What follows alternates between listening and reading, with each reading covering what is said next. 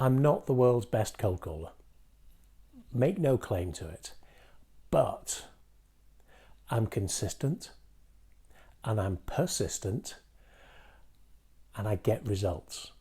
I did close to £800,000 in 1 year, where every single one of those clients and candidates started out from cold calls.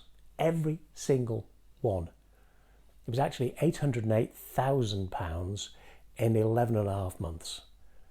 That's an average fee of £8,000. How? Put in the practice, get better at what I was good at, minimize what I was less good at, and get better, just a little bit better every day for a good while, and the results will come.